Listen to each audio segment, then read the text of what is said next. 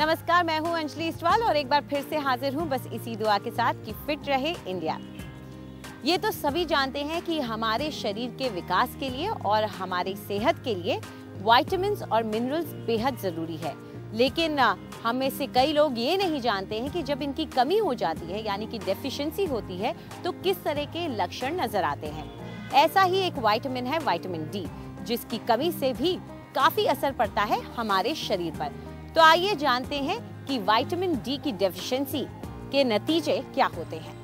Vitamin D deficiency मुझे diagnose हुई अपनी डिलीवरी के बाद। बहुत ज़्यादा मुझे तकलीफ़ हो रही थी बॉडी में, मुझे बहुत ज़्यादा पेन होता था बोन्स में। इतना हद तक बढ़ गया था कि अगर छू भी देते थे तो दर्द करता था। बहुत ज़्यादा लेथार्जी महसूस करती थी मैं, हमेशा मन करता था सोते रहने के लिए। और जब मैं बेड से पैर नीचे रखती थी ज़मीन पे तो पैर नीचे नहीं रख पाती थी एकदम से, क्योंकि इतना पेन हील्स में मेरे को महसूस होता था।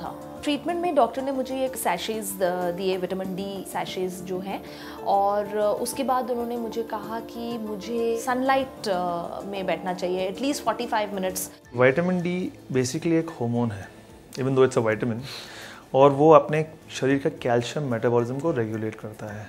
विटामिन डी प्रॉपर क्वांटिटी में आपके शरीर में हो तो जो आप खाना खाते हैं, जैसे दूध पीते हैं या कोई भी फल खाते हैं, उसके अंदर से जो कैल्शियम आपके स्टमक के अंदर पहुंचता है उसको खींचता है और आपके उस कैल्शियम को हड्डी में जाकर डिपॉजिट करता है।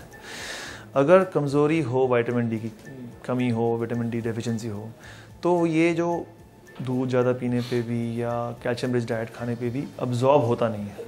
So you and up with a double problem, one calcium deficiency because of not enough absorption, और vitamin D deficiency तो है ही पहले से, and you end up with osteomalacia and eventually osteoporosis. Vitamin D by itself अगर deficient हो तो बहुत मुश्किल है diagnose करना। उसके symptoms बहुत generalized होते हैं। It is more about थोड़ी थकावट महसूस होनी शाम के टाइम, या जितना काम आप पहले कर सकते थे उससे कम काम कर पा रहे हैं। जितना आप आराम से चल सकते थे उतना चलने पे आप थक जाती हैं या थक जाते हैं, या आपके काफ में या आपके थाइज में पेन होना शुरू हो जाता है। और it's usually mixed with calcium deficiency. It's very common क्योंकि हम अपना ध्यान नहीं रख रहे। हम ऐसे देश में हैं जहाँ पर एटलीस्ट 9 मंथ्स आउट ऑफ 12 हमें सनलाइट मिलती है। हम या तो गर्मी में उसको टोटली अवॉइड करते हैं behind close doors, in air condition vehicles, in air condition houses, और ठंड में जब ज़्यादा ठंड होती है तो हम अपने शरीर को पूरा ढकते हैं वुलेंस के साथ। सो वो सनलाइट जो आइडियली आपके स्किन पे पड़ के जो आपके स्किन के नीचे विटामिन डी है उसको एक्टिवेट कर सकती है, वो आप ले नहीं पाते। 90-95% of urban population is suffering from vitamin D simply because वो सनलाइट अवॉइड करती है। विटामिन डी डेफिशिएंसी आजकल एवरी चाइल्ड, हर एक इंसान को है। इसका कारण ये है कि सनलाइट पहले तो होती है, लोग बाहर कम रहते हैं, और अगर बाहर रहते भी हैं तो सनलाइट आप तक पहुंच ही नहीं पाती क्योंकि पॉल्यूशन लेवल इतना हाई हो गया है। इसलिए थोड़ा पैदल चलने की कोशिश करिए, इससे दोनों चीज़ों में फ़र्क होगा, जॉइंट्स में भी इम्प्रूवमेंट आएगा, पोल्यूशन भी कम होगा। विटामिन डी के लिए लिवर नॉन वेजिटेरियंस में होता है अच्छा चीज़, और विटामिन डी के लिए आप डेयरी प्रोडक्ट्स लीजिए, वो अच्छा है। लेकिन अगर आप कैल्शियम लेंगे तो वो बॉडी में एब्जॉर्ब ही नहीं होगा अगर विटामिन डी नहीं हो तो बेस्ट सोल्यूशन है आप विटामिन डी के सैशेज आते हैं वो हर वीक लीजिए, अपने आप को मॉनिटर करिए, और सर्दियों में थोड़ा धूप में 10 बजे वाली मॉर्निंग धूप में रहने की कोशिश करिए, उससे काफ़ी लाभ होता है। नमस्कार, आज हम बहुत इंटरेस्टिंग विषय पे एक सेट करेंगे। एक्सरसाइज, 2 पोस्चर्स हैं और ब्रीदिंग है, और वो ऐसा विषय है जो आजकल हम सब उसको किसी तरीके से कॉस्मेटिक्स या डर्मेटोलॉजिस्ट, हम सब उसी एक एरिया में हम वर्क कर रहे हैं, वो है ageing and as DK.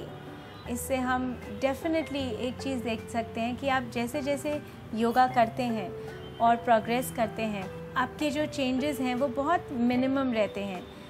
May be आपके बालों का कलर चेंज होता जाएगा, पर आपका फेस, आपकी स्किन, आपकी बॉडी हेल्दी रहती है। और उसके लिए ये 2 एक्सरसाइजेस हैं। एक तरीके की मेडिटेशन है, अगर आप इसको डेली 3 से 6 मिनट करें तो आप ज़रूर शेयर करिए आपको इससे क्या इफ़ेक्ट होता है। तो सबसे पहले आप या तो वज्रासन में बैठिए या किसी भी कंफर्टेबल पोस्चर में।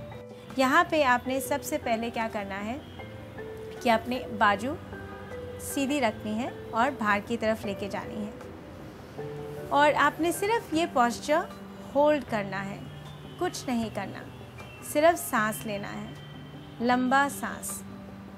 इसको आप कम से कम कोशिश करें 3 मिनट बिल्ड कर सके तो बहुत अच्छा है। Just long deep breathing. ये पोस्चर करने के बाद आप अपने आर्म्स धीरे धीरे ऊपर लेके आएंगे और इनको यहाँ पे जो अपने हैंड्स हैं उनको एकदम टाइट कर लीजिए। हैंड्स को और बाजू को एकदम टाइट रखना है और ये 60 डिग्री का एंगल है।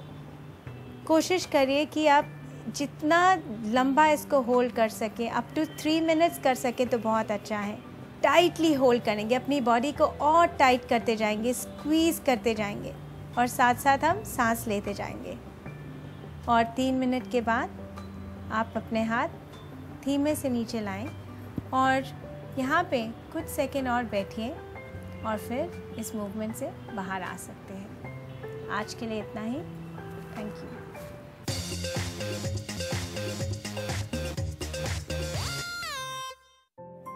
नमस्कार।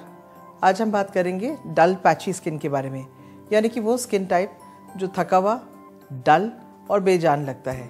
उसमें इंस्टेंट चमक लाने के लिए एक ऐसा पैक बताने जाऊंगी जो आपको अपने घर में बहुत ही आसानी से इंग्रेडिएंट्स भी मिल जाएंगे और बनाना भी बहुत ही आसान है। इसके लिए आपको चाहिए सिर्फ 4 इंग्रेडिएंट्स: जौ का आटा, ऑरेंज पील पाउडर यानी कि सूखे संतरे के छिलके का पाउडर जो आप मिक्सी में पीस सकते हैं, और बादाम का पाउडर और ठंडा दूध। सबसे पहले हम इसमें डालेंगे 2 चम्मच बादाम का पाउडर। ये याद रहे कि जब भी आप बादाम खरीदें तो गुलबंदी बादाम खरीदें, ना कि कैलिफोर्नियन आलमंड्स। और वो इसलिए क्योंकि गुलबंदी आलमंड में सबसे ज़्यादा विटामिन ई कंटेंट होता है। इसमें आप डालेंगे 1 चम्मच या 1.5 चम्मच ऑरेंज पील पाउडर, 1 चम्मच जौ का आटा। इसमें हम मिलाएंगे थोड़ा सा दूध और ये सारे इंग्रेडिएंट्स को अच्छी तरह मिक्स कर लें।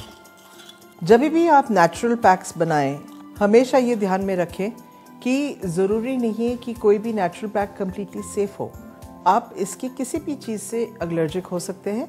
तो सबसे पहले आप एक अपने रिस्ट के ऊपर या अपने हाथ पे एक पैच टेस्ट कर लें 5-7 मिनट छोड़ के। अगर आपको कोई स्किन इरिटेशन ना हो तो आप उसको चेहरे पे ज़रूर लगाएं। ये देखिए, ये बिल्कुल स्मूथ मास्क जो है अपने स्किन को साफ़ करके आप अपने चेहरे पे अच्छी तरह लगाएं।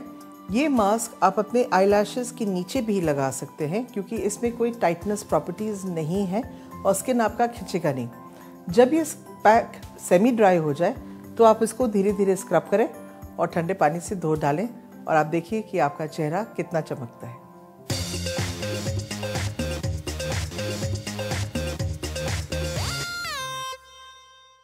हम में से ऐसे बहुत से लोग हैं जिन्हें बैकएक की शिकायत रहती है, मगर ऐसा है कि अपने लाइफस्टाइल में थोड़े से बदलाव लाकर हम इस प्रॉब्लम से बाहर आ सकते हैं। आज मैं आपके लिए कुछ बैक स्ट्रेंथनिंग एक्सरसाइजेज लेकर आई हूँ जो वेट बेयरिंग हैं। अगर आपके घर में वेट्स नहीं हैं तो आप पानी की बॉटल्स या कोई कैन्स या कुछ भी ऐसा उठा सकते हैं जिससे हम रेजिस्टेंस लेवल को बढ़ा सकते हैं। So let's start today's exercises. पहली एक्सरसाइज में हम एक लेग को पीछे लेके जाएंगे जितनी स्ट्रेट कर सकते हैं और दूसरे लेग पे हल्का सा स्क्वाट करेंगे। आपकी आर्म्स आगे इस तरह से आएंगी और हम फ्लाई करेंगे। इन्हें बर्ड फ्लाइज कहते हैं। अपने शोल्डर्स को पीछे की तरफ प्रेस कीजिए और सोचिए कि आप एक बर्ड की तरफ फ्लाई कर रहे हैं। बैक लेग को जितना स्ट्रेट रख सकते हैं उतना स्ट्रेट रखिए। अपने एब्स को ब्रेस्ड रखिए और जितना स्टेबल होके कर सकते हैं इसको कीजिए।